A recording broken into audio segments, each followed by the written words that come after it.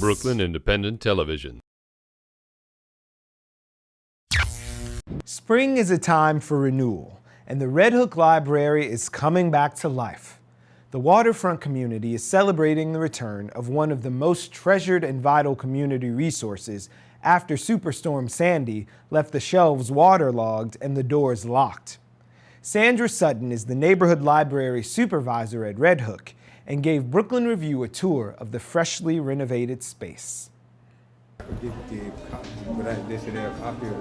I am Sandra Sutton, the neighborhood library supervisor at Red Hook. This building was pretty much waterlogged. You know, everything was toxic. Nothing was working. I can't even begin to tell you, the devastation that was going on during that time frame. But still, I just felt like we get through this.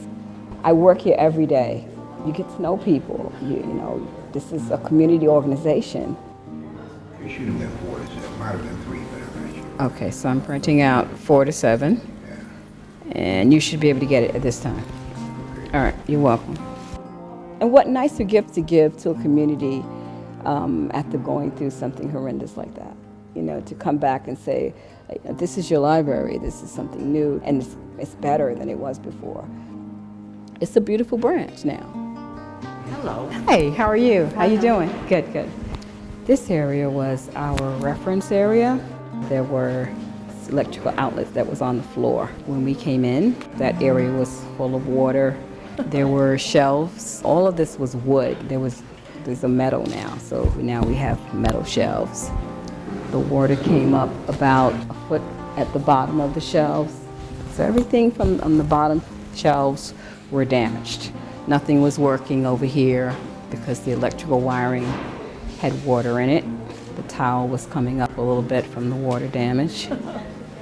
So there were also 4 patron computers over on that side. And they weren't working either because of the water damage that was in the plugs, because all the plugs were on the floor and everything on the floor had water in it.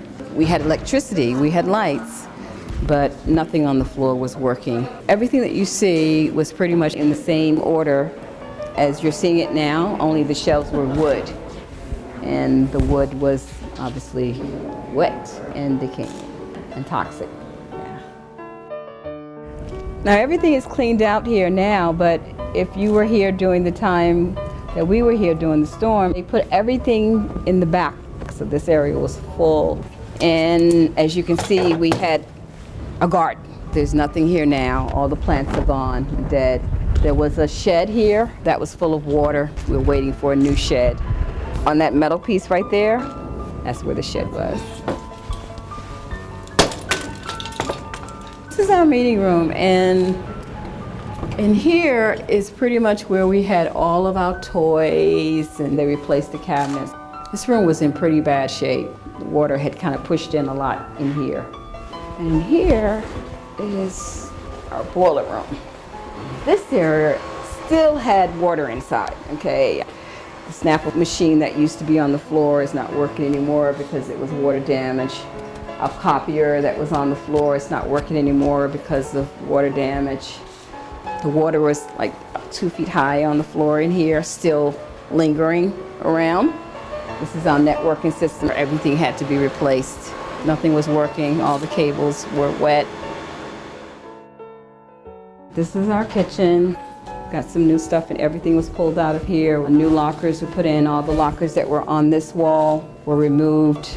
I have a new refrigerator. It was flooded. Yeah, all the fire extinguishers are new. All the cabinet space has been replaced.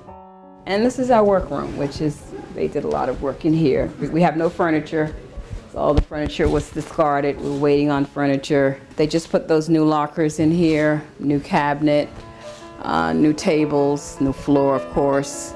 These were just some of the books that we had to take off the shelf as we're reopening and trying to get ourselves situated. Last spot. This is our garden. All the water had come on this side, with rocks were up and. Okay. It's kind of lopsided, water and sand. You can picture that, rocks being up against the wall.